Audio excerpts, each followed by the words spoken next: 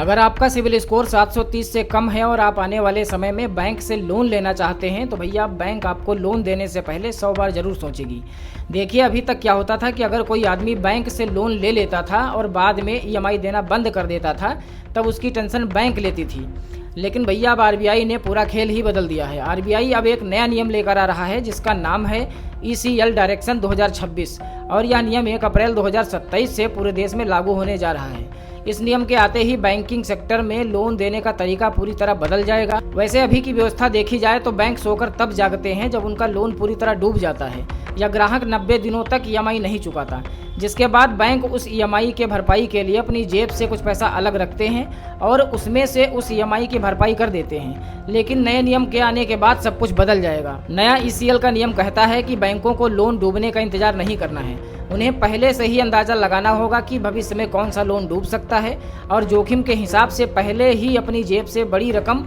अलग रखनी होगी। 2 किस्तें चूकने पर बैंकों को पहले के मुकाबले 12 गुना ज़्यादा रकम अलग रखनी पड़ सकती है और यह पैसा अलग रखने का मतलब यह है कि पैसा बैंकों के मुख्य बिजनेस से बाहर हो जाएगा, जिसका यूज बैंक नहीं कर पाएगी, जिससे देश के बैंकों का मुनाफा करीब 42,000 करोड़ रुपए तक कम हो सकता है। जिस वजह से भैया अब बैंक इतना बड़ा रिस्क नहीं लेगी और अब बैंक लोन देने से पहले सामने वाले व्यक्ति की पूरी जाँच करेगी फिर लोन देगी और यही चीज़ देश के करोड़ों लोगों के लिए बड़ी मुसीबत बन सकती है। सबसे बड़ी बात यह है कि भारत में जो लोग लोन के लिए आवेदन करते हैं उनमें से लगभग 10 में से 6 लोगों का सिविल स्कोर 730 से कम है। मतलब अगर आपका सिविल स्कोर कम है तो बैंक आपके ऊपर ज़्यादा भरोसा नहीं करेगी और लोन अप्लाई करने के बाद आपके साथ 3 चीज़ें हो सकती हैं। पहला ये कि आपका लोन सीधा रिजेक्ट हो सकता है, दूसरा ये कि अगर लोन आपको मिलेगा तो ज़्यादा ब्याज दर पर मिलेगा और तीसरा ये कि बैंक आपसे गारंटी के तौर पर ज़्यादा संपत्ति, सोना या गारंटर मांग सकते हैं। अब सवाल यह है कि बैंक तय कैसे करेंगे कि आप भरोसेमंद हो या नहीं। तो भाई साहब सिर्फ आपकी सैलरी देखकर अब फैसला नहीं होगा।